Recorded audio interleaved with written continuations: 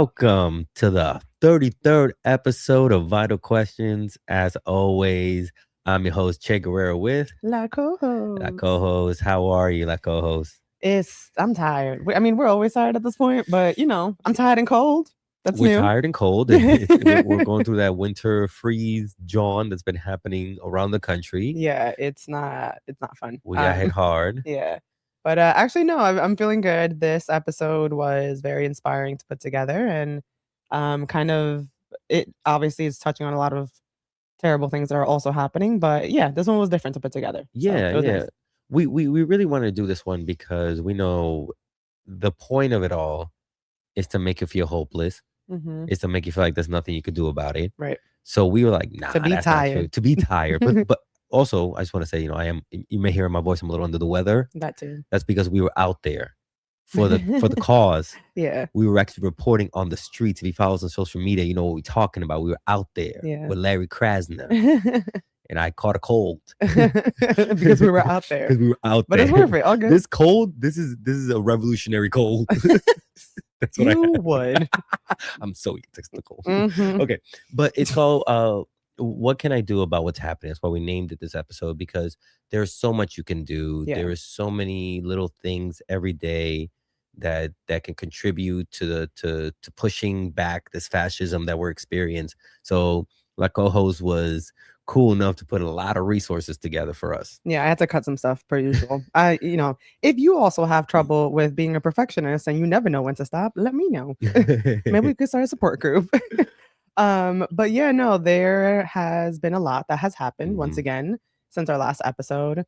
Some of the most heartbreaking moments have been, first one, the Trump administration using a 5-year-old as bait to kidnap his father and that child. We're, of course, talking about Liam Ramos in Minnesota, who was taken by agents on Tuesday, January 20th. As of today, Liam and his dad do remain in detention, which the fact that we've gotten to the place that you're detaining kids, and again, we keep saying detention, but it's prison, right? Like it's at best case scenario prison at that point, right? Because there also a lot of these centers are not being kept up well, are not being provided the right resources. They're not providing medical care to the detainees. There's just a lot going on there. So we keep calling it detention, but it's not, And listen, we have to start using phrases like concentration camp. I don't know if you know this. It's been floating around a lot on the internet, but Anne Frank didn't die in the gas chamber. Yeah. That she died from diseases and malnutrition in a camp. That to me broke my heart on another level. It added another piece of heartbreak to that story, that piece of history. Right. And I don't want to see that history repeated with Liam. Yeah. If you've seen the pictures of him recently, he is lethargic. Yeah. He's depressed. Yeah. I didn't want to, I intentionally chose the pictures I chose for these victims of the system. So then 2 days later, on Thursday, January 22nd, ICE detained a 2-year-old girl, Chloe Renata Tipan Villacis, and her father, Elvis Tipan Villacis, in Minneapolis. Chloe was fortunately returned to her mother, but her father remains in detention.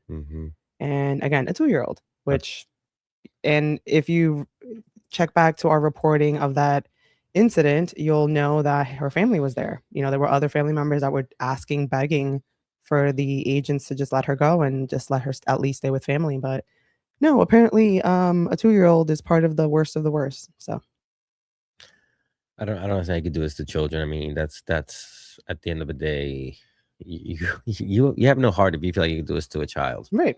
Like, what kind of soul do you have? And also, not to like gloss over this, a lot of these ICE agents are Latino. So like that has to look like someone in your family, dude. You're like you're destroying someone who looks just like a cousin of yours, or a one niece, of your a nephew, your own child. Like, you don't do that. Yeah. Damn. Ain't no love in the heart of the city. I don't know. Do we have copyright for that? Probably not. Probably not. So yep, and so these poor babies. And they're, luckily Chloe's, back home. But as we mentioned, Liam and a lot of other children are still in detention. And it's not detention. It's not like they're just hanging out at daycare. No. Like, this is God knows how traumatizing. So, and most recently, well, one of the more recent situations that happened is also the outright murder of Alex Pretti, a 37-year-old nurse from Minneapolis. And this one, I think at this point, everyone's seen that heartbreaking video, and it's pretty clear what happened. And this particular incident has mobilized significantly more people. We are, just to make it very clear, we are of the mindset that every victim that has existed before Alex merited a similar response. Yeah. But the video, you can't deny that video from all the different angles. That's crazy. The last time we made an episode was 2 weeks ago, and look at all the every 2 weeks. It was Renee. That's what had happened. Yeah, Renee, and then since then it was Alex. And the way they scooping gunned up down babies. the streets, scooping up babies. I mean, at what point do you say enough is enough? But I had a little bit of hope that maybe this was really going to wake up a lot of people, but we're going to get into it, and and still funding bills and all these things, and it's like, are we not learning anything? Yeah, I mean, I guess time will tell, but yeah, no, it hasn't been looking great. And as we've been discussing since we started this podcast, it's not just ICE and DHS; it's the entire Trump administration has been destroying the country piece by piece since they came into office. But as we saw in the case of Renee Good and Alex, there are unfortunately very real risks that come with standing up to fascism. Yeah. So I think a lot of people are in the space where they want to do something, but maybe understandably a little nervous about doing something. Yeah.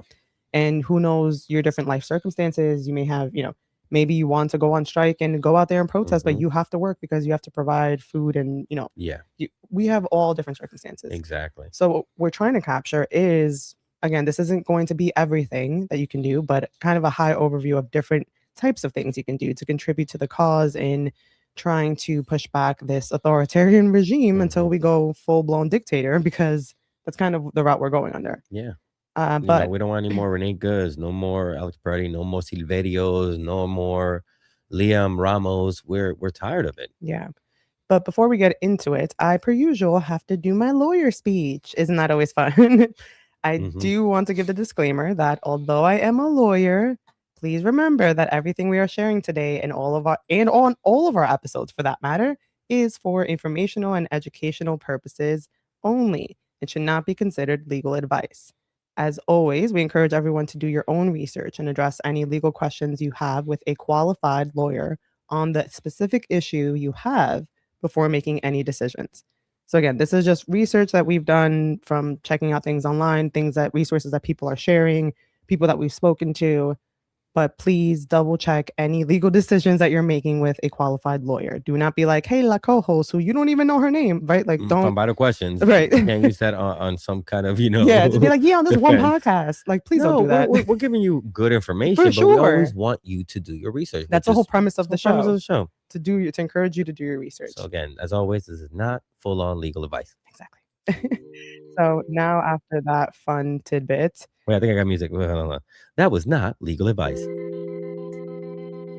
Nope, I thought it was gonna be more like a jingle thing. We gotta figure that out. That would be cool to have in my background as I was giving that disclaimer. Ding, ding, ding, ding. Yeah. Okay, we're figuring out a lot of noise stuff. Anyways, we'll figure it out. So yeah, so let's dive into one of the most important topics right now, Minnesota. So first, we have been seeing the literal battleground that Minnesota has become for the Trump administration exerting their authoritarian rule. But the people of Minnesota have really come out and shown the power of community. So we'll be giving a couple of examples throughout the episode of how Minnesotans have been coming together, but we did want to share an overall resource. If you want to help with what's happening in Minnesota specifically, and you may not know, I don't know anyone in Minnesota. I don't know what website is legit or not. So standwithminnesota.com is a verified website that's been shared by several elected officials as a source to find ways to help Minnesota specifically.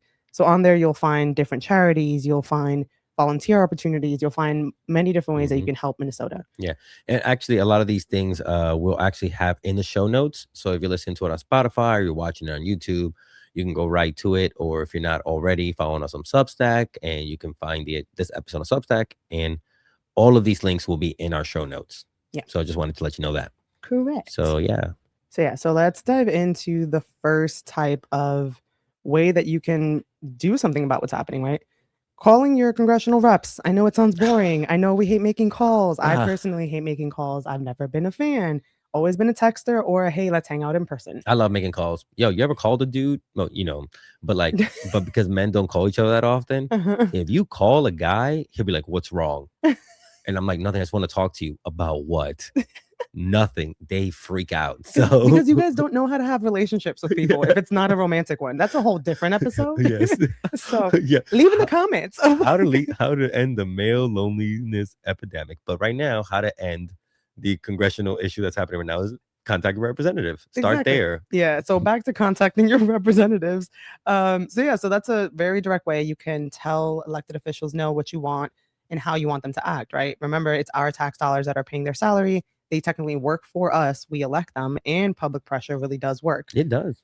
And currently, potentially by the time you hear this, because things are moving a mile a minute and have been trying to stay on top of this entire We've time, been checking this all day. all day. But there's something major going up on Congress right now. Mhm. So if you haven't already heard, which would be surprising, but there is a major DHS funding deal that is on the Senate floor potentially at this point. And so right now we're filming on Friday. So Friday all day, January 30th, it's been kind of this ping pong of back and forth of updates of, well, they may have a deal now, they may not. What's happened since the original funding deal was proposed is that Republicans agreed to remove DHS funding from the other funding proposals so that way the other agencies can get funded, right? Okay. So they've done that, but as a result of that, Democrats had to agree to provide 2 weeks of additional funding to DHS in the meantime, as they discuss long term additional funding. So we're getting this info pulling up an AP News article entitled Senate Leaders Scramble to Save Bipartisan Deal and Avert Partial Government Shutdown at Midnight. This is dated today, January 30th. So sorry, it looked like you were going to ask a question. No, because again, this is coming out before they make the decision. So it's right now it's what 6 no, it's 5:30 p.m. Central Time. So we don't know what's happening right now, but Yeah. I just hate this is what I always find disgusting about politics. It's always how many people can you hurt or the least amount of people that could get hurt. Right. Because this seems to be a strategy that they might move forward with. Okay, we're only saying we're going to fund ICE for DHS, all that for 2 more weeks, but then we'll talk about it afterwards. So in those 2 weeks, a lot more hurt, a lot Yeah. more A lot pain, more a lot, damage. yeah. And I'm saying, like, I'm personally, like co-host, or if anybody out there can tell me this, I'm very confused as to why DHS and ICE needs more money. Right. I thought they just got like millions from the big beautiful bill. And excuse my memory, but wasn't that just a few months ago, less than a year ago? Yeah, I think it was, I don't know if it was millions or a billion. I don't know why billion sounds right, but again, we don't know, right? Yeah. Obviously, but this is a complete theory, speculation entirely. No real tangible basis for this other than their past actions. But I don't know. I think it's a strategic move to potentially have liquid funds available to them that were technically approved by Congress before they do something even more major, where then maybe there is no process to give more funding because maybe we're looking at a different government structure because of a major change. Yeah. Again, speculation. Because maybe I've just been on the internet too long, I but mean, I recognize my speculation. I That's the just difference. don't think it's a good idea for any Democrat to be voting to give Right. more money to an agency that is going to be used against them. Agreed. Do you know what I mean? Like, Agreed. I think the logic, and I'm not saying that I agree with this logic, but the logic is that the bills that were in question were tied to a lot of other government agencies that a lot of people depend on. And if certain things didn't pass, then we would be looking at another government shutdown, which coming out of, I think it was the longest shutdown that we've had in yeah, recent history. yeah. Just, a little bit ago. Yeah. Both of the longest shutdowns are under Trump. Surprise to So no one. yeah, So everybody's trying to avoid a third. but going back to, this is supposed to be a good thing. Hold right, up. So while public pressure did technically work to kill the original deal with a vote of 45 to 55 against the bill in the Senate, we do need to keep the pressure on representatives, right? Because technically the conversation of additional funding is still on the table. And we do want to start holding ICE actually accountable. Like we can go to as many Know Your Rights presentations, but if people aren't being held accountable under the law and, I don't know, going to jail for murdering people and Yeah. for kidnapping people and for mass agents and unmarked. Like, what are we talking about? You know what? Yeah, we went to the longest government shutdown over healthcare, people losing healthcare. Mm-hmm. We should go into another government shutdown, just my humble opinion, over a secret police. Right. I don't know, just my thought. I'm guessing there's some logic, some rhyme or reason for it. I think But we should. I think this is where Democrats also can, sort of step up and say, "Hey, yeah, we're going to shut down this government yeah, over this. No, we're not funding you point blank, period." That is the yeah. sort of strength we need right now. And there Yeah, shouldn't be that kind of this leeway crap is only more dangerous for all of us. correct. And that's more of a reason why everyone needs to be calling their representatives Call your representatives. Tell them to shut it down. every single day. And in case you think public pressure doesn't work on representatives, I mean, just recent history on this exact issue shows that that's not true. All right. So pulling up the Hill article entitled "Why 7 GOP Senators Voted Against Bill to Keep Government Open Past Friday." This was dated yesterday, January 26, 2026. And I doubt these 7 Republicans who voted with Senate Democrats to shut down or to kill the original bill would have done that if it wasn't for public pressure. Mm-hmm. Right. So the senators that we're looking at on the Republican side were Ted Budd of North Carolina, Ron Johnson of Wisconsin. Sorry. Keep thinking Ron Swanson. Or it was just a rhyme that Ron Johnson. Ron Johnson from Wisconsin. All right. Well, Mike Lee from Utah, Ashley Moody from Florida, what's his name? Rand Paul from Kentucky, Rick Scott from Florida. That's right. Yeah. Mhm. And Tommy Tuberville from Alabama. Actually, you know what? These aren't not nobodies. Yeah. These are actually really big Republicans who decided to vote against keeping the government open. Exactly. So that's why this is a perfect example of pressure does work. Everyone's pissed and everyone's calling and showing up to town halls and actually making an effort to put pressure on these representatives. So that's why we can't stop now just because that one bill died. They're still trying to push some stuff through. And they've been approving some other funding. So clearly it's not that the conversation is done. Yeah. Yeah. So yeah, although you can actually email your reps, you don't technically have to call. Calling has been confirmed to be the most effective way to reach out. Essentially, the idea is that it's the most annoying, right? Like, let's be real. Well, also they're like, a lot of them are old, so they keep hearing the phone ring and they're like, "Oh, I'm so busy." Yeah, exactly. Because they probably don't check their they don't check their emails. Because why would they? So let's hear from a celebrity on how easy it is to call the Senate switchboard about this issue.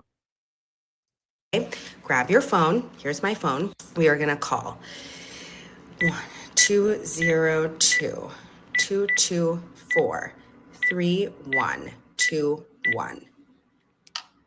Okay, we're calling the Senate switchboard. I speak to senators from California. Please say the name of the United States senator or representative that you are trying to reach, or say, "I'm not sure." Senator Padilla, California. But if you don't know, you can say, "I don't know." Connecting you to the office of Senator Alex Padilla. Hi, my name is Carrie Washington. I'm a constituent from Los Angeles. Olivia Pope. ICE murdered our neighbors in Minneapolis and is terrorizing communities across the country. You are elected to protect us, not fund this violence. Please block future ICE funding now. Thank you. There you go. That's it. That's it. That's it. That's Olivia Pope. Yeah, and I don't understand why she doesn't just call Fitz and tell him to fix everything. Yeah, but I mean, if that seemed too hard, even though, Kerry Washington showed you how literally easy it is, you can say verbatim what she's saying. That is the script that a lot of people are using. And, or you're like, hey, I actually don't know my rep and I feel weird telling the automated thing I don't know, like she said, or whatever the hell excuse you have. There is an app for all this. Let me just take a moment to give Kerry Washington, and she don't need me to say this for her. Oh no, she's been getting a lot of praise, as she should. But that was amazing. Yeah, that was really cool. I know it seems small, and it's like, oh, a celebrity making a phone call to hey, I want to talk to Alex Padilla. Alex Padilla, do not fund any further ICE package. What they did was murder.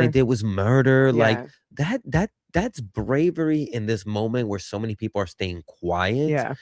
And making these small little phone calls. Please take that bravery. If that inspired you, take that to make a call. Yeah. Make one call. Exactly. Make one call this week. And guess what? You already did more than you did last week. And if you make one call a day, even better. Even better. Make 2 calls next week. I talk about moderation. Hey, I made a call this week. And next week, you know what?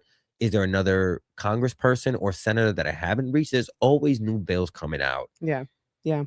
So there's always something to call about There's because, always again, something to remember, call about. this isn't the only issue that you can probably think about that the government is involved in, and your representatives can help with that. Yeah. But yeah, if that seemed too hard and you're still like, I'm not calling anything, I go back to We there's an get app it. for that. We've mentioned this app before, but the 5 Calls app helps you find your representative's information, gives you a script even on the issue that you're calling about. So all you have to do is literally just input your zip code. The app provides you with 3 congressional representatives along with their phone numbers.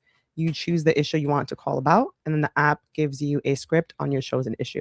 So you just call, say the thing, and see what they say.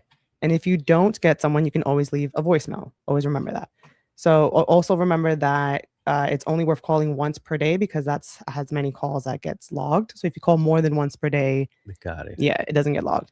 And remember, you can call your reps even if you didn't vote for them, so long as they represent where you live. Yeah. So a lot of people don't realize that, like, oh, I'm not a Democrat, so I can't call a Republican. Like, there's a misconception about that Oh, sometimes. yeah. Yeah, because if you think about it, like, oh, that's not my party. No, it's not. Like, that's still your representative technically, right? So just remember that. Oh, yeah. Oh, wow. So, yeah, go bother Republicans. Yeah, Go make it bother real fun. Republicans. Yeah. It gives you a reason to yell at Republicans. Hey, What? dude. Yeah, You that's know? funny because we're always, yeah, what? Okay, first of all, you just kind of made a really great point. A lot of the problem is that we are always preaching to the choir. Mhm. We're always calling, like Kerry Washington calling Alex Padilla. That's great. That's good. Yeah. Not taking anything back. But if she had called, like, I don't know who the Republican out there is or whatever, that would have been maybe a little more, hey, I'm Kerry Washington. Mhm. They might have been like, wow, Kerry Washington called me. Yeah, I mean, I don't know if she then went ahead and Made other calls. Yeah, I think she's involved enough and active enough in the No, thing. of course, so, of course. But I But never yeah. thought about that. And I think Yeah. it's very powerful if you actually call the Republican. I never actually, honestly, I never thought about that. About calling someone from the other party. Yeah, what Never matters thought about is that. if they technically represent your district. That's crazy. Thank you so much for that, co-host. Yeah, for sure. So, right. So again, calling your reps. I know it's weird. Some people don't like it. Whatever. It is what it is. Do the 5 calls with text message. There's and all that. these ways that you can help just by calling. So one of the other ways we've been seeing people active in the space is through protesting. And one of the most recent demonstrations was today, actually. So today was the national shutdown, Friday, January 30th, where organizers asked people to not go to work or school and to not purchase anything to try to disrupt the system. Yeah. In case you didn't participate because you couldn't afford to miss work, or which is totally understandable, or you had life circumstances, just keep in mind there's a lot of different ways to participate in these kinds of boycotts or shutdowns. The idea is, again, you don't buy anything from large retailers. And if you do need to buy something, go to your local bodega, your corner store, your local mom and pop shop your to try your poppy shop. Poppy shop, right. You go to try to shop small as much as you can. The point is, if that enough people do this, then it can actually disrupt the system and keep the systems that keep society running and potentially bring about change. So, yeah, and I mean, it's horrible that more people didn't know about this one because, before Alex Pretti and everything, the day before, which is what's so crazy, was when the general strike happened in Minnesota. Mm-hmm. And 50,000 people marched. Over 107 businesses around Minnesota closed their doors in solidarity. Mm-hmm. And it was successful because it was supported by unions and things like that. We need a genuine national strike supported by unions and local workers for this to really make an impact. And that's the thing. People are like, oh, it doesn't actually work. It does. It does. But it could work in a really substantive, long-standing way if you got everyone involved, right? And sustained. And Because sustained, people that's believe it's hard. only like for a day. No. People don't realize the Montgomery bus boycotts lasted, I think, something like 18 months. Yeah. People didn't realize that it was because like over a year. Over a year, because they started routes where people could pick each other up. Yeah. People could take each other to work. Community looked out for each other for 18 months. Yeah, and that's a big category we're going to get into. Community. So, on back to protesting. Sorry. So, given everything we've seen recently, we do suggest going to a protest training to make sure that you know your rights when protesting. Note that how and when you can protest varies by state, right? So there's state laws specific to your right to protest. It's not saying that you can't, but they may or may not be putting a lot of limits to it. So please make sure you're reviewing your state specific laws where you are protesting to make sure that you're abiding by it as much as you can in these weird ass times. But we are pulling up some general information on protest rights from the ACLU. Mhm. So generally speaking, you don't need a permit to protest, right? So long as you're not obstructing any kind of government buildings or traffic. And technically, agents are supposed to give you a warning to leave and give you the time to leave. You do have the right to film and photograph in plain view, but as we've seen recently, that right seems to be diminishing. But technically, legally speaking, you are supposed to have that right. Yeah. If you do think your rights have been violated, try to jot down as much as you can all the details.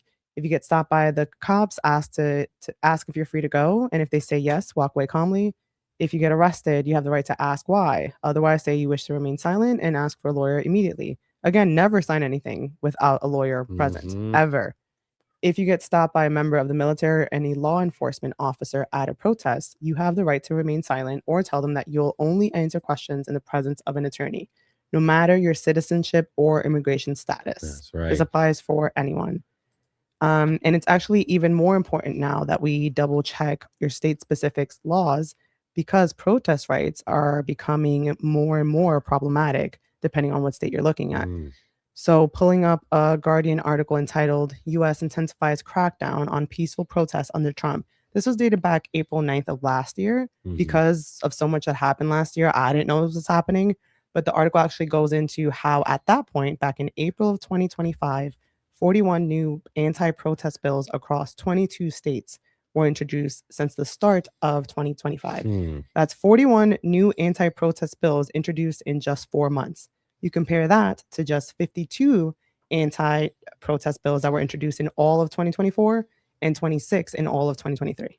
Wow. Yeah.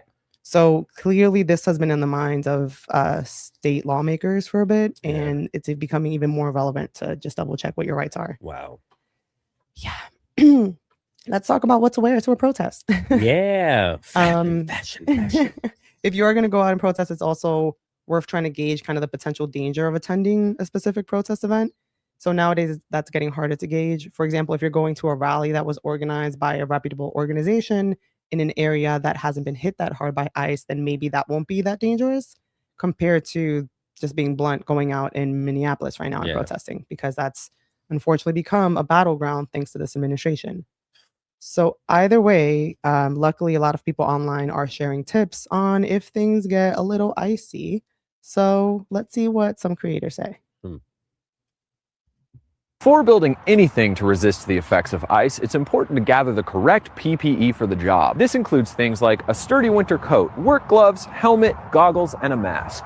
This kind of mask is especially useful due to its built-in eye protection. When ice is under severe pressure, it will sometimes release a chilling gas that is so potent it can bring tears to the eyes. Check the seal of your mask and make sure you have the correct filters to reduce the impact of this wintry mist in the high likelihood that you'll encounter it. You can place your winter gear into a backpack and keep it in your car or workplace in case icy conditions show up unexpectedly.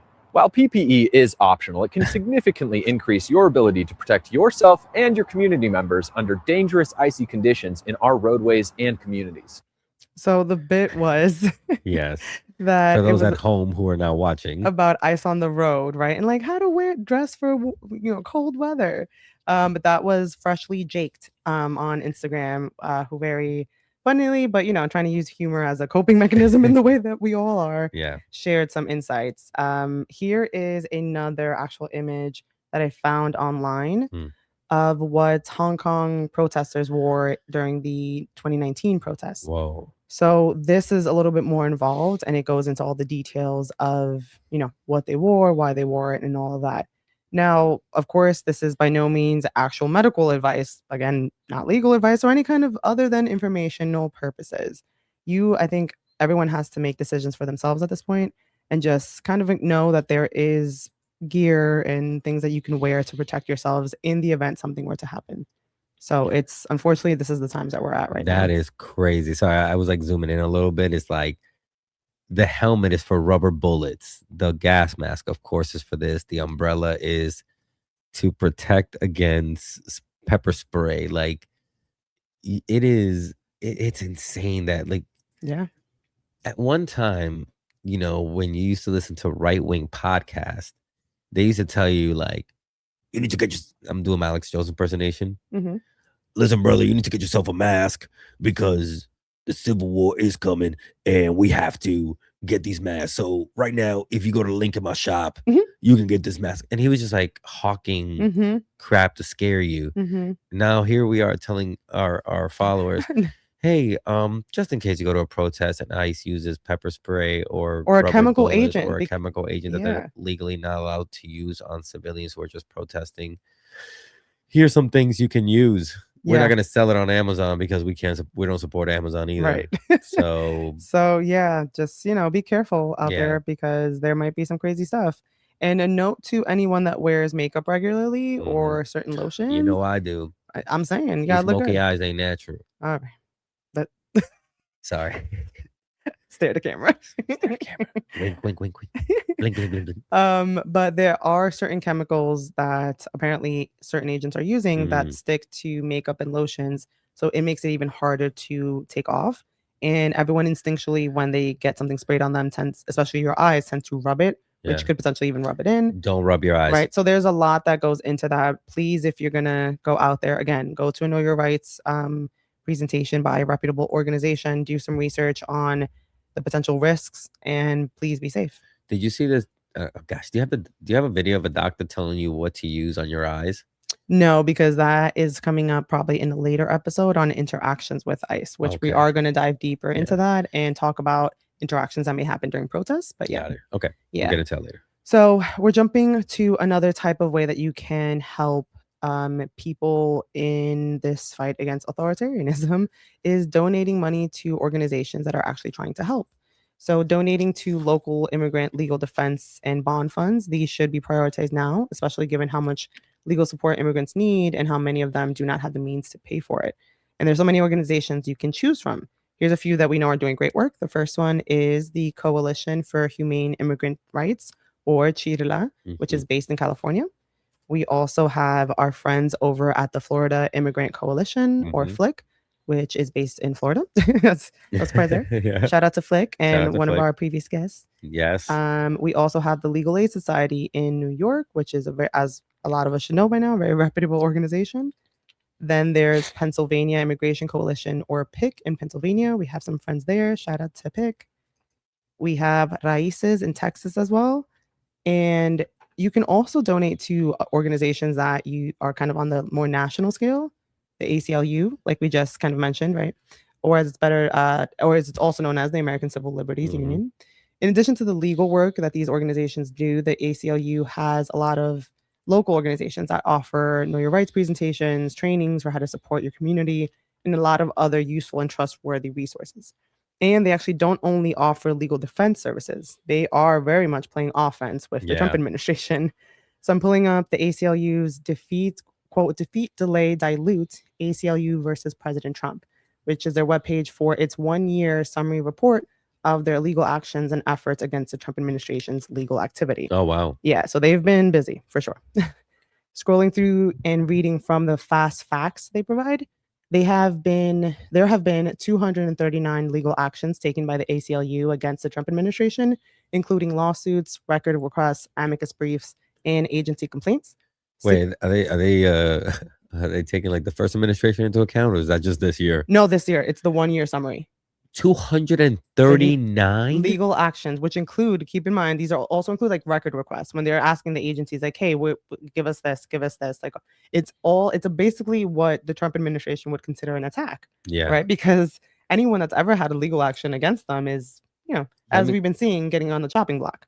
Listen, all organizations are important and we need to donate to wherever you can, but not picking any favorites here, but I think the one that went up 239 times against the Trump administration, it's doing important work. Look out for them. Yeah, no. Yeah. Yeah, and I think that fortunately ACLU is very well recognized and does have a great amount of big donors. I don't want to steer away from the local organizations that may need help too. Actually, you know what? Yeah, the ACLU already. The You know their ACLU is, name, like, you know well the known. big stuff. I Yeah. knew they were Doing a fighting so lot. many cases, but Mhm.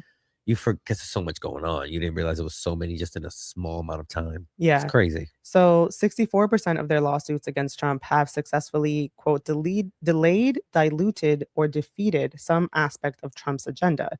So meaning that 64% of the lawsuits had some element of success, right? So because people keep thinking, oh, they're getting away with everything, technically their lawsuits have been winning, which Yeah. at least, for the record shows that there are organizations that are trying to go through our legal system and really hold them accountable. Yeah. And with the help of the ACLU, 51 states laws passed to protect and expand civil liberties and civil rights. So there have been just in the first year, 51 state laws that had to be passed to make sure the government doesn't, violate those laws that should have already been in existence. And there's other organizations too, like End Citizens United. They are even organizations working on important policy changes like this organization. The team at End Citizens United is working on getting rid of big money in politics, which is basically stopping millionaires and billionaires from being able to influence elections through political quote unquote donations. And they're trying to show candidates too that they don't need big money to win elections. So we'll be learning a lot more about End Citizens United in a near episode. Yeah. But that's another great organization that if you're looking to donate to, they're taking donations. So it's not just your money that you can donate. You can very much donate your time. And let's not forget that maybe you can't afford to donate money, but maybe you have some time. And there's a lot of different ways. So here's just a general list, right? You can go become a join being a court accompaniment, which is basically you just join through an organization, a immigrant attending court, and you're basically meant to be a quiet presence and just take notes on what's happening. You can offer translation services. You can hand out information. You can do intake for people who need assistance at our organization. You can do data entry or project management at an organization, administrative support, making copies, organizing documents. You can do grant writing. If you have grant writing experience, these organizations need grants, and you can help them maneuver a lot of the new restrictions that have come out for grant writing. So there's a lot of kind of like miscellaneous ways that I think people don't think about. Yeah. But these, of course, aren't the only ways that you can help an organization. Yeah. So let's jump into what people in Minnesota have been doing. My name's Jack. We're just trying to help pick up some released detainees. They're left out in the cold, and get them some supplies, get them home, whatever they need. So. Cool, thank you. It was nice to meet you, Don. Do they come out here? Yeah. When they release them? Yeah, we got a whole little system. We're kind of got whatever you call these. Do you know when they're going to let them out? We don't know when. Yeah. And they just they just walk out? They just drop them out. I'm looking for somebody with a jail bag, and then we go and help out. Do they even have it's freezing today? What I'm told is they've been taken. No, they don't have the right clothes. So in some ways, ICE should be thanking us, because that's like another type of murder. Throw them out in this weather, you don't last very long. So, but basically, I'm told they've been taking IDs if they're brown, and then also phones, no matter what.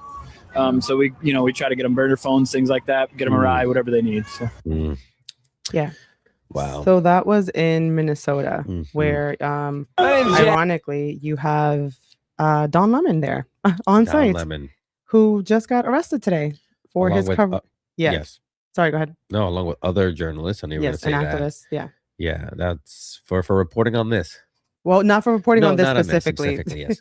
He was arrested for reporting on the protest that happened at that Minnesota church, where he was literally just doing his job as a journalist and just reporting. And he made clear in his video that he was just there as a reporter. And so we're hoping Don Lemon gets out soon. Hopefully this doesn't domino into a bigger legal action, and hopefully this is just a blip in what is been a crazy Yeah.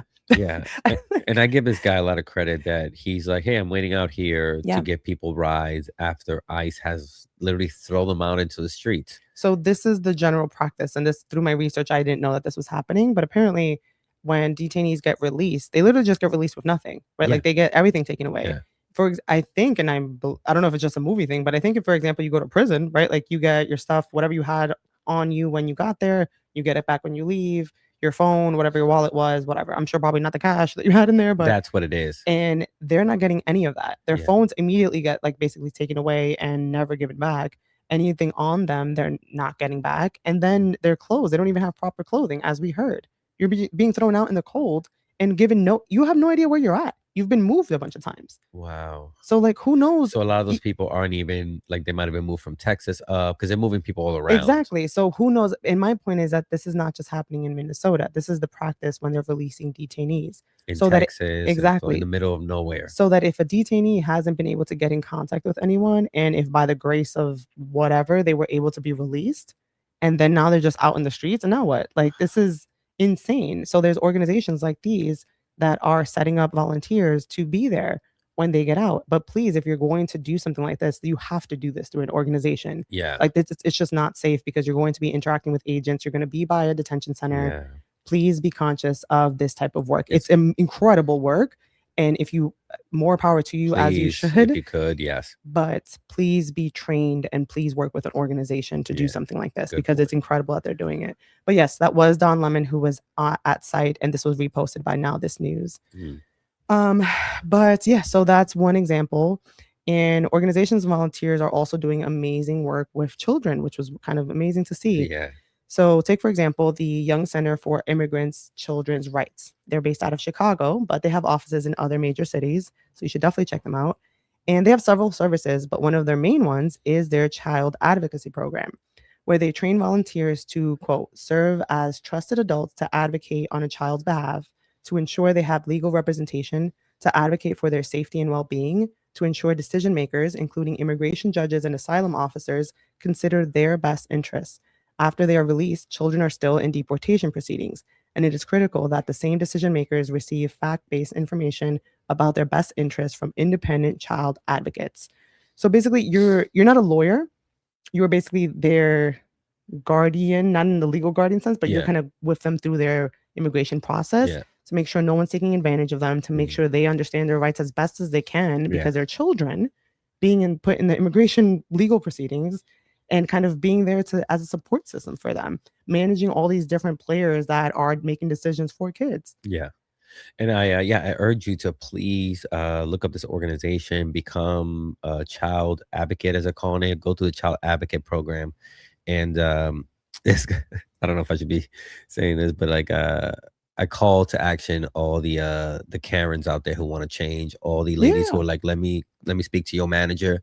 Oh my God, this is a perfect job for Karen. This is a perfect job for a Karen to be like, you know what? Let me speak to your ICE manager. Oh my God. My child here needs this, it needs to be, I urge every Karen to like step up. Not even Karen, all like the empty nest mamas. That's so cute. Oh yeah, empty nest mamas. Like, how dare you treat this child this way? How dare I just randomly you? had that thought. Oh yeah, we should get like the toughest. You know what we need? You know what? Dudes too, man. I call you brothers out there to be like, hey, don't do this to these kids. You know what I mean? That didn't sound as enthusiastic. I don't know why. I don't know how guy a dude, description. like my guy description. Because guys don't do that. Guys, that's we a need whole more. different That's the thing. We need conversation. more men to step up. We need more men to step up. I've said this before.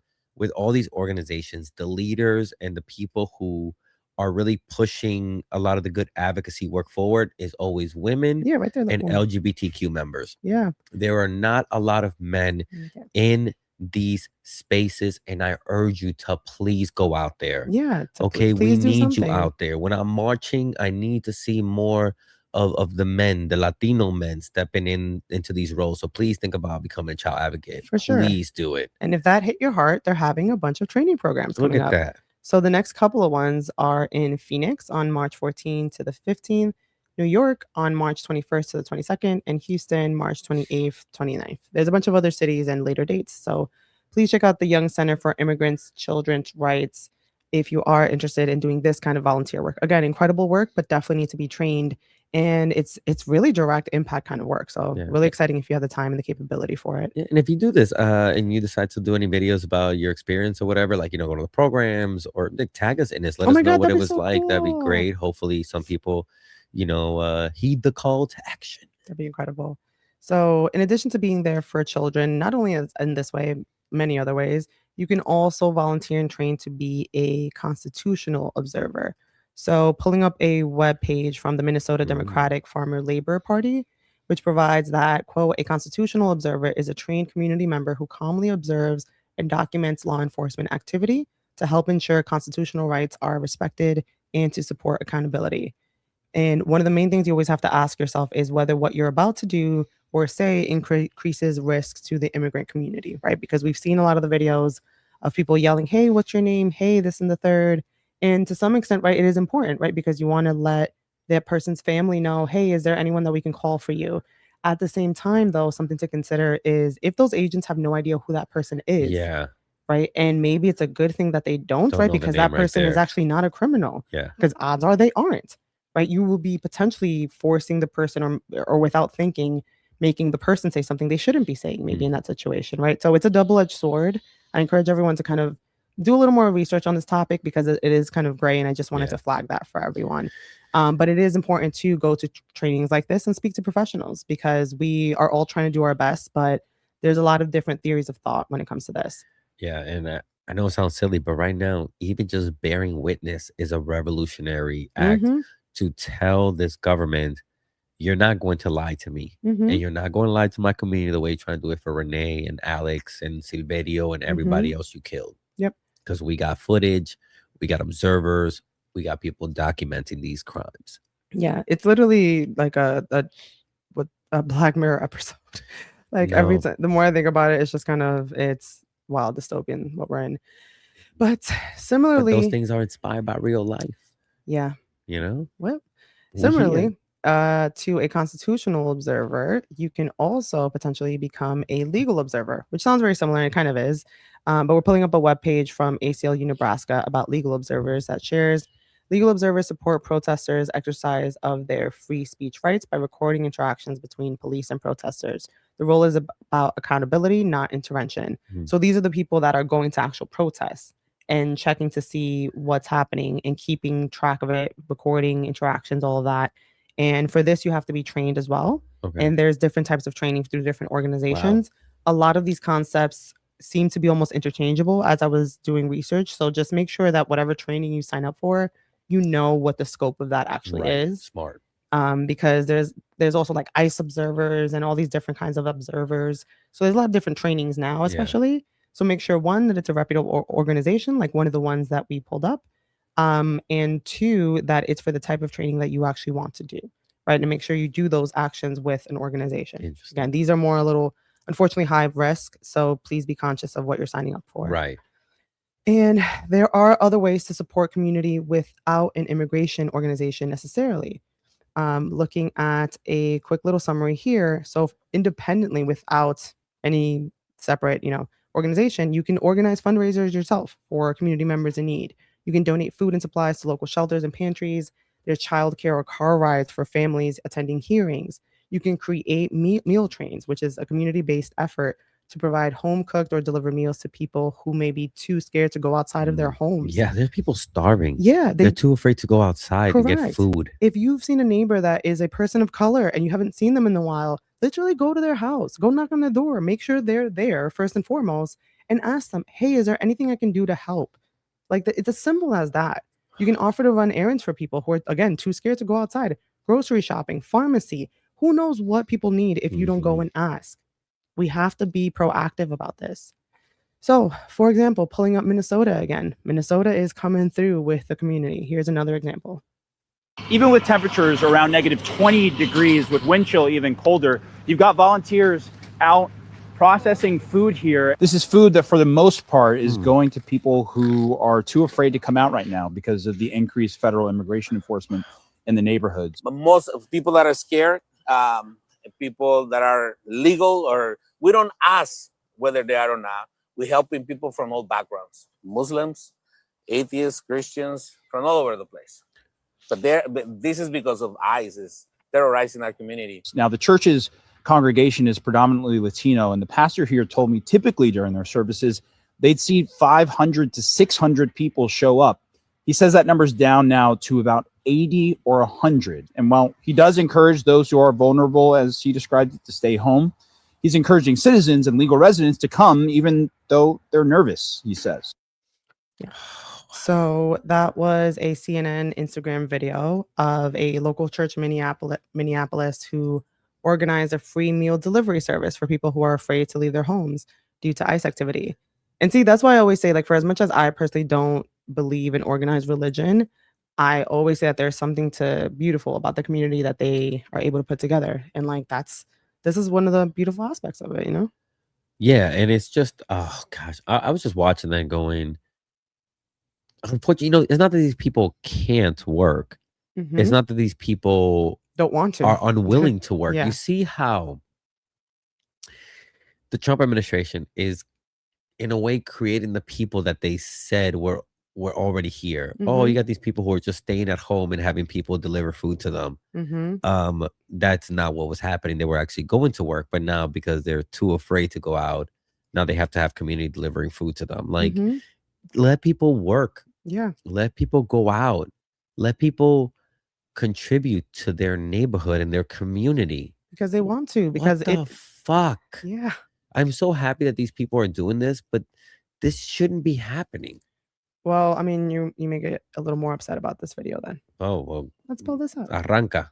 ICE has started following white people with grocery bags because they think that they will lead them to the addresses of people who are undocumented and hiding. And so they've like trained all of these grocery volunteers to never write the list of addresses on your phone or any digital device, only write it on a piece of paper. And if you're grabbed by ICE, the instructions are to eat the list to stop the addresses from being shared, which is like really dystopian. It's also a mark of how innovative we are, but it's really dystopian that we're in a position where delivering groceries to someone is seen as something you might get followed by the federal government for, and you're so worried about it that you have to write it on a physical list that you might have to eat. Yeah, so okay. Wow. Yeah. We hit a new level of Yeah. a new level of wow.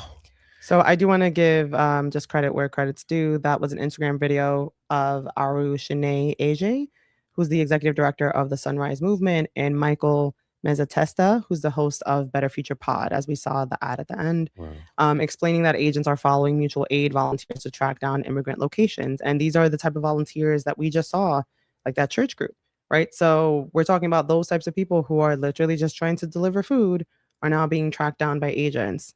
It seems like allegedly to track down immigrants who, again, are not doing anything. Are just scared to come out of Are their literally house. just scared. Are just trying to eat. Yeah, they don't care that they wow, I can't believe most not most, like, you know, like the government and those supporters and the fact that so much can still be business as usual. Yeah. When there's people hiding in this country. I mean, let's be real. This has happened in this country before. Yeah. This was enslavement. This was people having to hide out after they escaped, and this government is trying to put them back into slavery. Well, not not even, you don't have to go that far back. This is going to just people of color who have been wrongfully accused of things and are just hiding out because the government is hunting them down for something they did not do. They did not do. If you put it under that umbrella, because that's essentially what this is, that's why so many people of color, as you know, are going around, you know, it's saying that, like, dude, this is nothing new. Yeah, that's why, you know, I'm sorry, but yeah, when a lot of white Americans like, this is I don't This is recognize this terrible. country. I'm like, what are you talking about? I recognize Everyone else this is like, country yeah, I do. perfectly. I read Black AF history, Right. which we'll talk about later. Which is right there. Which is right there. We'll talk about that later. So yeah, so I just, you know, thought I'd share that although there's great efforts by community, as we saw in people in Minnesota and in other places in the country, unfortunately, apparently, allegedly, sure, there's agents going around tracking them to try and find immigrants in a disgusting way. So if delivering food doesn't work for you, you can also print out resources so you can hand out to community, like the red cards you may have seen for 2 seconds when I clicked on it by mistake. But these are actually red cards that we have. So up on the screen are images of red cards we normally have on hand. These cards have a quick summary of your constitutional rights. So I realize people have heard maybe what red cards are, but maybe haven't actually seen any or bothered to look it up. And at this point, I feel like you should know. Yeah. So on one side, I'm going to go ahead and read it, y'all. I know it's boring, but we're talking about real legal things that you should know. Nobody about. actually reads these things. So we're going to read out loud to you. Yeah. For a second. So on one side of the red card, it says, you have constitutional rights. Do not open the door if an immigration agent is knocking on the door. Do not answer any questions from an immigration agent if they try to talk to you. You have the right to remain silent. Do not sign anything without first speaking to a lawyer. You have the right to speak with a lawyer. If you are outside of your house, ask the agent if you are free to leave. If they say yes, leave calmly. Now, this last one, I'm not sure I would advise this, but give this card to the agent. If you are inside of your home, show the card through the window or slide it under the door. I don't know about giving the card to the agents. Candidly, I think they just probably throw it away. Yeah, honestly. But if you're home and if, for example, someone who may have language barriers, they could potentially just put that up and, you know, if you can explain to them what a judicial warrant is and what it should look like, and maybe to help with the language barrier, but this might be a good kind of, no, dude, I know my rights and I know what this says.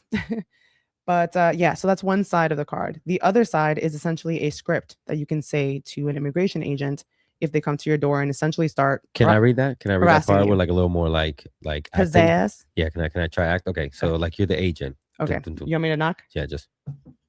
I do not wish to speak with you, answer your questions, or sign or hand you any documents based on my Fifth Amendment rights. Excuse me. Based on my Fifth Amendment rights under the United States Constitution. Okay? You get that? I do not give you permission to enter my home based on my Fourth Amendment rights under the United States Constitution unless you have a warrant to enter signed by a judge. Don't give me none of that ICE judicial crap or magistrate with my name on it that you slide under my door. You hear that? I need a judge or a magistrate to have signed that. Okay? Third, I do not give you permission to search any of my belongings based on my Fourth Amendment rights. I choose to exercise my constitutional rights. And that's pretty much it. And that's pretty much it. Yeah. The last line says these cards are available for citizens and non-citizens alike. That right. Is an internal note, meaning we do not say that part, but that's just an FYI that technically these rights apply to everybody because, again, the Constitution said any person, not any citizen. And there's a reason why it was written that way. Might as well read it, y'all. You can't enter my home without a judge. And I do not wish to speak with you or answer any questions. Exactly. So, and make sure not to open the door. Just have them show it to the warrant through a window, or if you have a Ring camera, have them. Or I mean, this point Ring is working. Ring is also. Get rid of your Ring. We're gonna talk about that. Let's not go into that. So at this point, if you have some kind of security camera, just have them hold it up to the camera so you can check it out. But we also found this information in a printable format. So I just want to bring this up on screen so that way everyone can see it. They have a printable version of these red cards through the Immigrant Legal Resource Center. Was kind enough to provide that in an English version, and we also found it in Spanish. Both of those are going to be linked to the resources that we're in the show notes. On our Substack. Or in the Spotify show notes or in the YouTube show notes, you can find all this information. Print out these cards. Give them out to people in your neighborhood if you could, English and Spanish. And that way, you know what? Hey, I gave somebody a card. I gave somebody a piece of information that they might not have had before. That is such a great thing to do to protect your neighbors. I promise you. It's small, but it's huge. It's major. Or you can be like this other person who has an interesting method of sharing information. ICE is planning to come to Massachusetts and other blue states. I figured this would be a good time to get some information out to our neighbors. We are in a delivery economy. Amazon, FedEx, Instacart, DoorDash. We are constantly having people come to our houses even though we never talk to them. I wanted to put together information for U.S. citizens and also for immigrants who might be working in these fields. Let me give you a tour. Got a little sign up here just explaining what all this is. Then we have how to be a legal ICE observer in English. Wow. With information here from Mira in Massachusetts. We have if you encounter ICE and if you are detained in English, along with their little constitutional rights card. We also have the information available in French and Spanish. And then we have the little cards in Portuguese and Vietnamese, which Okay, let's put that lady's picture back just for a second. This is where I have to say thank you to the allies. The way we're all coming around from all the look at this white lady. Look at that. Well, not just her handle on Instagram is the girl with a microphone. So the girl with the microphone, thank you for what you're doing. Look at the girl with the microphone. Thank you for what you're doing. Thank you so much. And you see that she has whistles too. She has whistles right there. Look at you. That's so beautiful. Honestly, I gotta give her credit. That is amazing. You have all that right in your front door, different languages, different procedures, different things you can do. And again, this is something you can do. If you don't want to go out there and hand out information, okay, literally put it on your front door, because she makes a great point. We all get stuff delivered. I mean, not we all do, but if we're fortunate enough to be able to, we get stuff delivered all the time, right? So and these are all people who can just freely and without embarrassment take information in a very unexpected way, right? Because they might be scared to literally look up Google Yes. this information because Yeah. they're scared who's watching. Understandably so. That is such a good point. Having this as a paper that somebody could just very quietly take and be able to keep in their pocket as needed, because you're right, Google, Amazon, seeing all your searches. Yeah. To get things from someone like this Yeah, in it's paper pretty form great. really does help keep you safe too. Yeah, pretty great. Way to go. Yeah. And actually, speaking of whistles, like the girl with the microphone has behind her, people have been using whistles throughout 2025 and this year to alert community if ICE is in the area or that someone is being detained. Right. To bring people out in support of the person being detained. Sometimes that's worked, sometimes not. And for example, that's to document what's happening, right? Like maybe you want to bring people out to record and just again have more support. So you can actually hand out DIY whistle kits in your community. So we're pulling up information on how to make a DIY whistle kit and what it contains. So this is coming from Columbus, Ohio, 505051, right? The 5051 50501 team via Instagram. So here are the suggested supplies to include in the kit: a Ziploc baggie to contain it, right? Whistle codes, and know your rights info, community resources, basically where they can go for certain resources. And the whistle codes, if ICE is nearby, you blow quickly in a broken rhythm.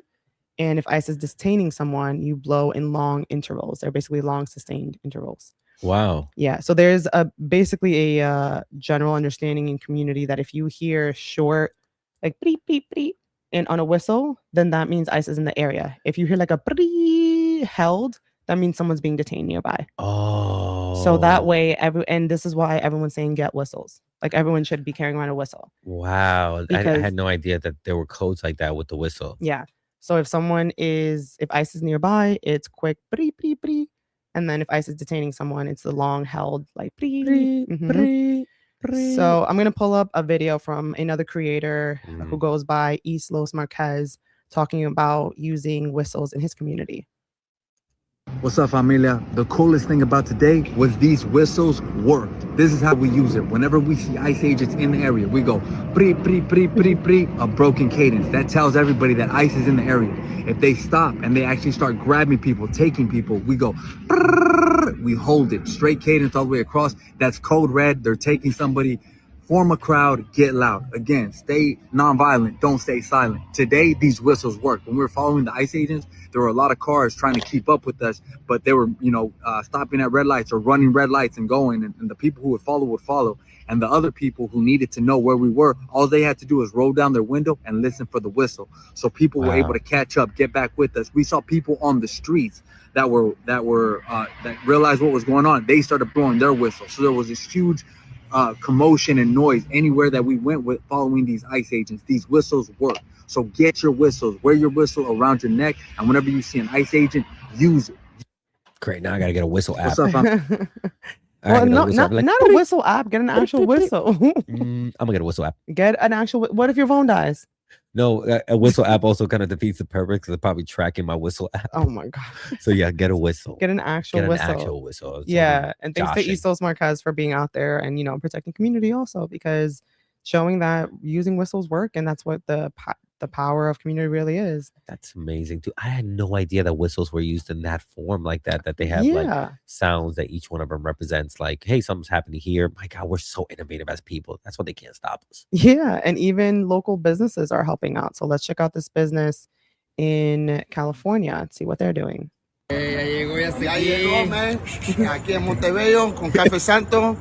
Free ice alarms right here, y'all. Everybody comes down here to Café Santo, get a free ice alarm, protect your neighborhood, your community, support a community shop that supports you. Órale, Café Santo, ándale. Café Santo with their free whistles. So that was an Instagram video for Café Santo in Montebello, California.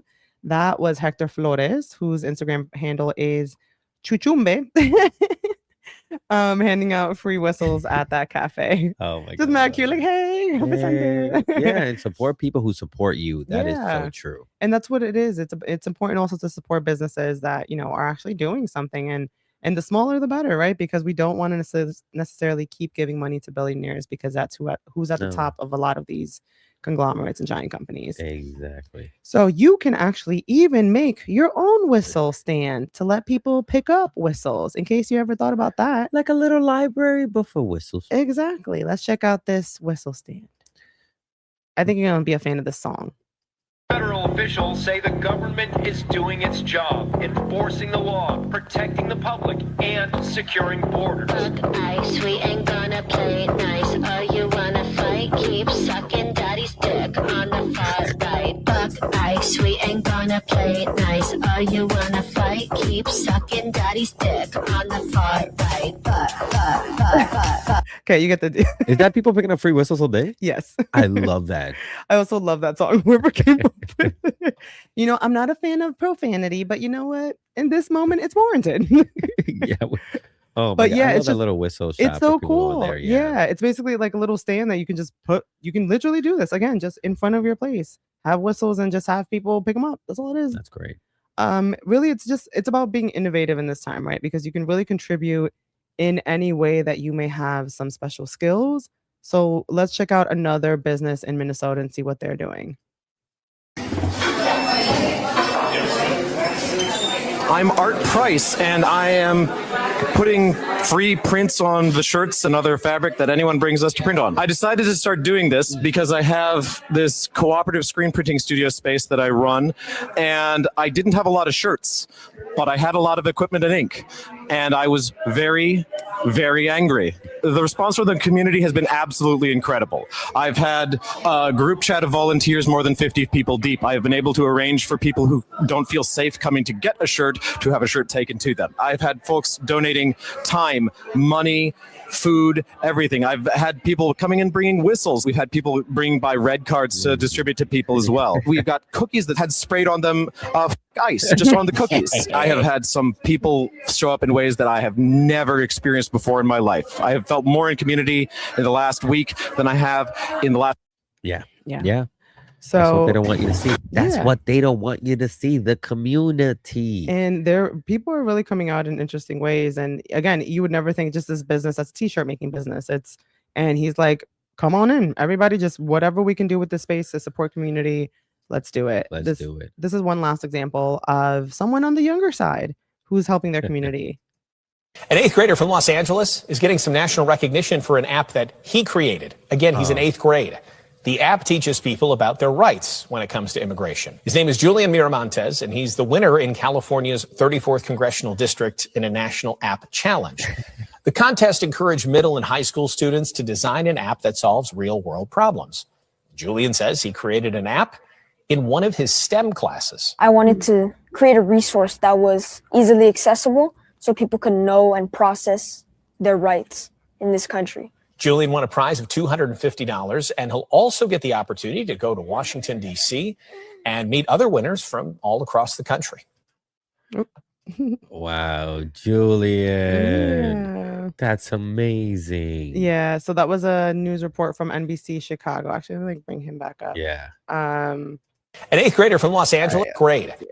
No, it's So it's an 8th grader from Chicago, and that was a news report from NBC Chicago of an incredibly intelligent little guy who really wants to help out his community.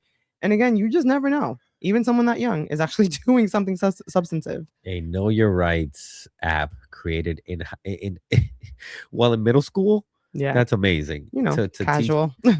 and by the way, the fact that these aren't already apps on the market, like, kind of just goes to show you where big tech puts its priorities. Right. So kudos to this kid to finding seeing somewhere, like, I know a lot of like apps like ACLU, I think, has an app and things like that. Like, there's all these companies, but like to make specifically like an app where you can click around to know your rights, that's amazing. Very cool.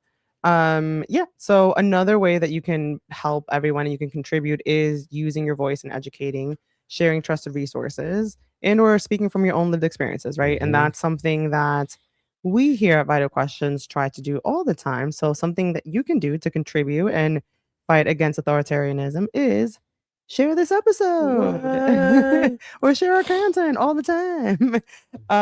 So no, but seriously, I'm using us as an example, but it's not only for us, it's literally for any other creator too, right? Like, any other creator that you trust and you've confirmed the information that they've shared, please do the same thing with what we do.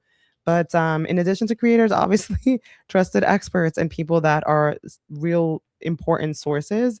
Because now more than ever, we talk about it all the time, whether it's suppression, whether it's anti-intellectualism, call it whatever you want to call it. It's a problem. Whether it's going after journalists, and look, I don't want to sound like, like, oh, we're such heroes, but Don Lemon shows that this kind of work now is dangerous work. And we need the support from people in all kinds of ways. And also to keep sharing the work and to know that, we want to continue this work and we want to continue bringing this information. And we just want to make sure that we build a community, support our work and we'll support your stories and the community back. And like the guy said in the whistle, support people who support you. And it's not just us, we love Here's Why Kevin. We love a bunch of other creators. Find your own who are giving you the truth. Support them, because right now the Trump administration is trying to suffocate their work. Well, not only their work, just free journalism generally. Journalism, and from TikTok to arresting Don Lemon to Facebook being in its pocket, things are being suppressed on purpose.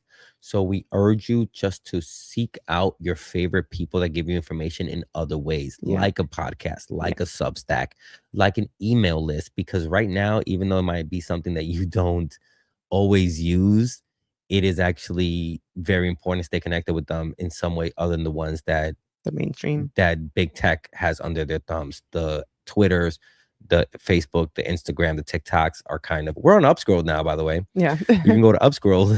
So that was my rant on that. So just idea being stay connected to the sources that you consider legitimate, and share those sources and also support them financially if you're able to. And so, of course, we have voting as a next category. And I feel like if you don't know the importance of voting, especially in local elections, given everything we saw in 2025, played out by governors and mayors and even school superintendents, literally protecting people in their jurisdictions from not getting kidnapped. I don't know. How Mamdani literally got a $22 minimum wage in childcare in like a month. If you're not voting, I don't know. I don't know what to tell you. So make sure you're registered to vote for all elections. Look up the date for local elections, set calendar reminders for yourself. Tell your friends, your family, maybe plan to go vote as a group. Make it an intentional act to go vote and look up candidate information. And if you're like, where am I going to find all this? I got you. I got you. It's what this episode's about. So you can look on Ballotpedia. You can also check out like your local government's website, which is usually ending in a .gov. So you can tell that it's a legitimate website typically. But you can also go on Ballotpedia, which has a lot of this information. Once you find the candidates that are running and their names, then you can go to their websites and see what their primary stance is on the issues that matter to you. And if they've been in politics recently, you can check out their voting records and public statements on those issues to get an idea of who that candidate is. And that's how you do research on a candidate. That's it. It's not rocket science, right? So like here, you can just search literally your state and then look up local elections. What are the local elections? What are the things I care about? Who are the candidates? Do what I just said. Good to go. So please do your research. Make sure you're actually educated as you're walking in there and know what you're doing. And it's not that, I'm just going to vote for the Democrat because it's a Democrat. No, let's actually make sure we're voting for candidates that are legitimate and are actually going to do something against this administration, because it's not being great. And if you're voting by mail, let's not forget to make sure to get those ballots in the mail early, since USPS is having delays due to funding cuts in their mailing system. And they're now counting mail-in votes on the date that their system scans the piece of mail, which may not be necessarily the same day that you drop it off, as it has been in the past. So the National Conference of State Legislators went into more depth on this in this article that we have up. It's entitled How the New USPS Postmark Changes Could Affect Mail Voting, dated January 15, 2026. We actually also have a quick still on that on our social media pages, giving you a quick overview on those USPS kind of updates. And another example of something you can do, because it doesn't stop there. I promise I limited myself to a lot of the other stuff that I had. We're almost done. You can run for office. And yes, I'm serious. Do it. So many people have a lot of opinions about politics now, but aren't actively doing anything to help. And this is actually something you can do. And if you don't believe it, well, let's look at what happened in a little town called Yoncalla in Oregon, where an 18-year-old, Ben Simons, became the mayor, as we see in this NBC affiliate article entitled "New Mayor of Yoncalla, Oregon Has Big Plans and Class to Attend." He's 18, dated November 8th, 2018. So people of all walks of life, run for office and sometimes win. So if you want to do something, maybe you literally go out there and do it. It is the time now, especially if you have frustrations with Democrats and, them not pushing hard enough or far enough. I mean, again, Mom Donnie should have shown you that people are looking for a politician who actually is going to come in and do real change and hold rich people accountable and help out the little person. We need a government that's going to do for the people. And if you're not seeing it happening, you have to do it yourself. Yeah. That is the same reason why we started the show. Exactly. And a lot of the work that we're doing, that we didn't see it like in the world. So we're like, we got to make it ourselves. Yeah. If you don't see the politician that you want to see, you might be the politician you want to see. Exactly. And it sucks having to be that person, but you got to be that person because, we need you. We need you out here in so many different ways. Yeah.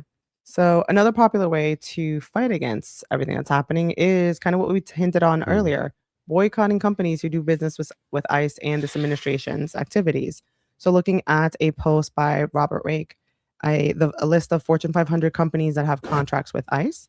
So a list that I think a lot of people have heard of, but just in case, we have Amazon, AT&T, Bose Allen Hamilton, Kasi, Charter Communications, Comcast, Dell, Ecolab, FedEx, General Dynamics, L3 Harris, Motorola, Thermo Fisher, UPS, and of course there's Home Depot, as we know, because that has become basically notorious ICE raid land.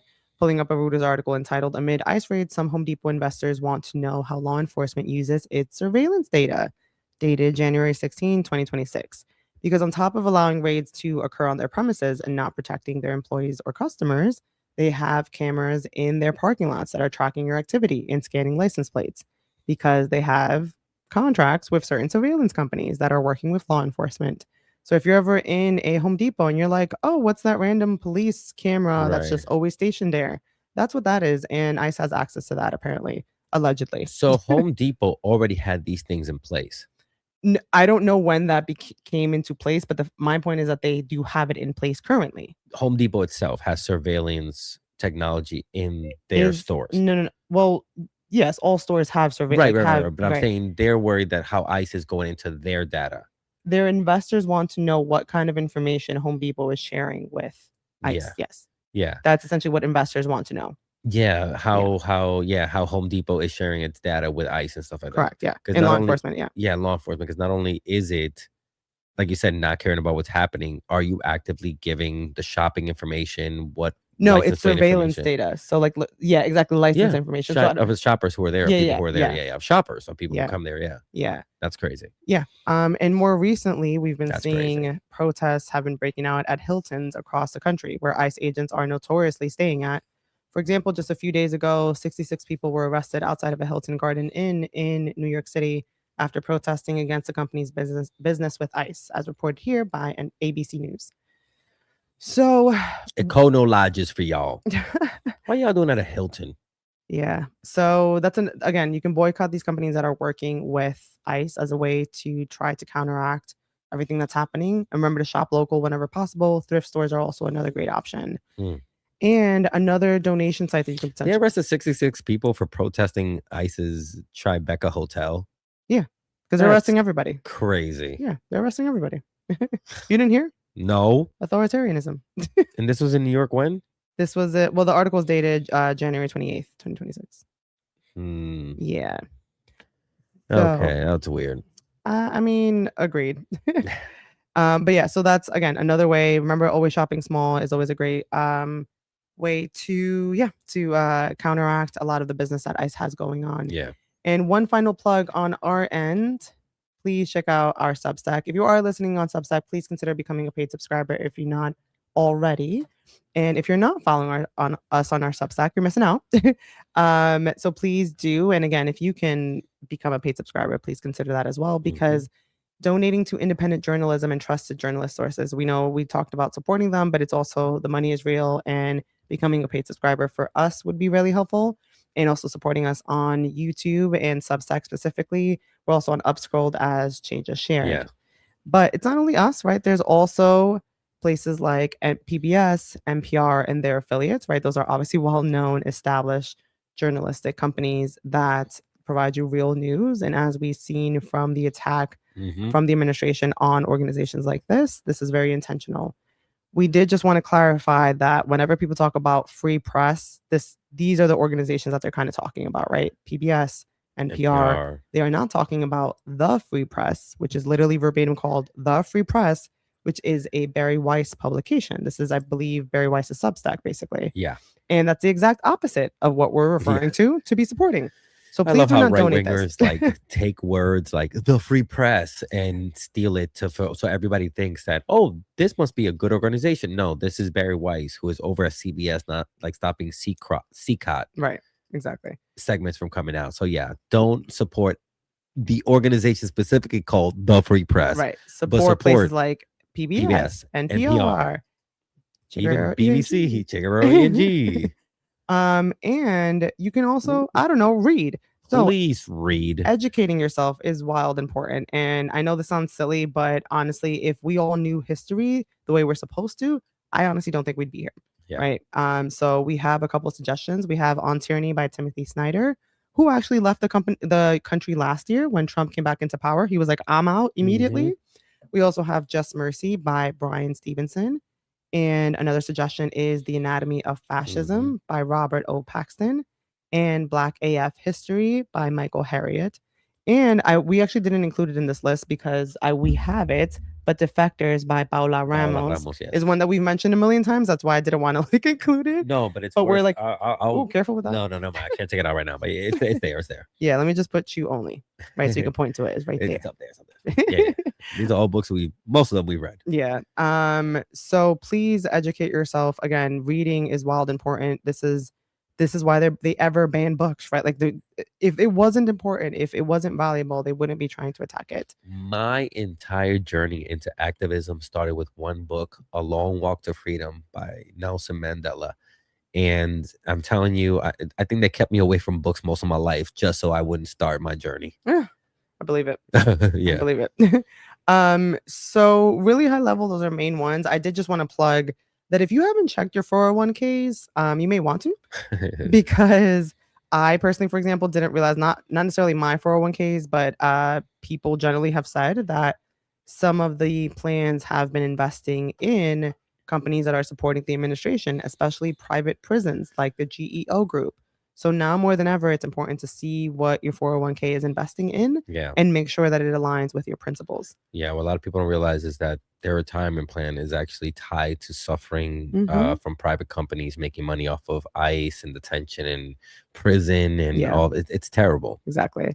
So whatever you do, just make sure you're doing something to combat the authoritarian government that right. we're living under before it's too late, before you can't do anything. Right. So that's why we wanted to put all this information together. I know it was a lot. Trust me, there could have been more. But yeah, do some research. If you're like, none of this sounds interesting, drop in the comments some suggestions of, things that you're like, hey, you guys didn't cover this, but this is actually great. Yeah. Or some organizations that you know are reliable. Please double check other people, right? Like if you see in the comments, hey, so-and-so said this, just because they follow us doesn't necessarily mean Yeah. that they know either. Critically, question things. But yeah. So on Vital Questions, we wanted to finish up with joyful resistance. Yeah, we haven't done some, yeah. So what's our joyful resistant moment of the week? We would call it what made you happy? What made you? I kind of want to call it like, what's the joyful resistance moment of the week or something like that. No, actually, that's perfect. Yeah. Joyful resistance Moment of the week. Here we Yeah. go. I love it. New segment. We need Joyful resistance moment of the week. Yeah. Let's pull it up. Let's see it. Definitely the ICER.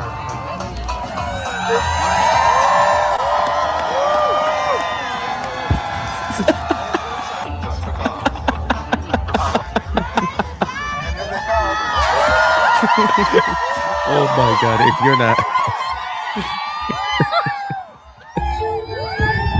oh my Yeah, God! for these you have to watch us. You have but to if, see this. if you're not watching, basically it's people in Minnesota. Oh my God!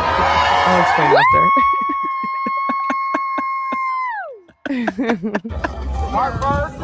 Look with the whistle. Yes. Oh my God.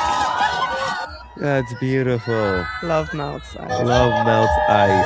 Be good. Aw, This be was good. people in Minnesota doing Yeah. some snow sledding. So this was the art sled rally. Actually, this is an annual event that, and Minnesotans, correct me if I'm wrong, but it seemed like an annual event that took place last week, I believe. It's another example of how creative Minnesotans have been fighting against authoritarianism and this regime. Because if you didn't see it, please just check us out on YouTube or wherever you can watch this episode, because this moment of the week really was funny. It's them going down the hill and on sleds and with really creative. Joyful, Yeah. resistant moment of the week achieved. Seeing these amazing people from Minnesota create a whole, what is it, like windshield wiper fluid to take off ice. Oh my Yeah. gosh, that a horchata, because fuck ice. Yeah, my favorite was the bowling because that was really creative. The And bowling. I love that one pin running towards the ball. Oh my gosh, it's so funny.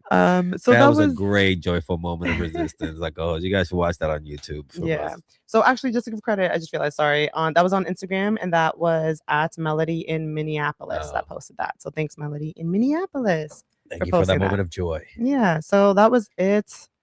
Thanks for sticking through all of it. Hopefully that moment of joyful resistance made you smile and thought you thought Yeah. it was cute too.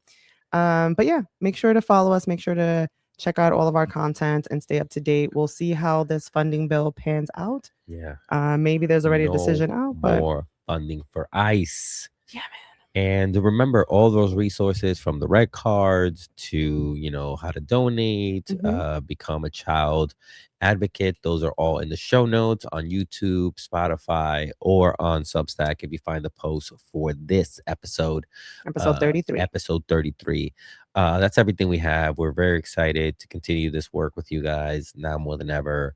It's an honor to bring this service to people so they can stay informed, even if it's in the smallest of way. For sure. And as always, but now more than ever, I want to thank my co-host Thanks for all the research, putting this John together, and then the people know how you can get out there, or even if you can't get out there, how you can call out there, how you can donate out there, how you can give time out there, and then be joyful.